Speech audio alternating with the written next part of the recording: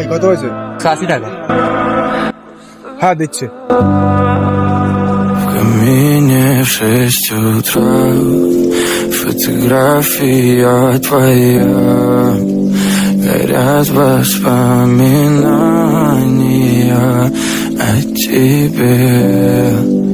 У камина в 6 утра. ভাই কত হয়েছে আমার?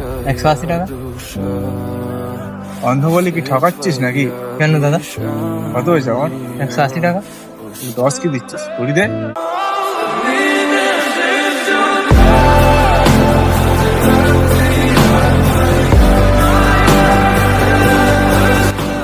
এই সমাজের কাছে অন্ধ মানুষের কোনো মূল্যই নেই।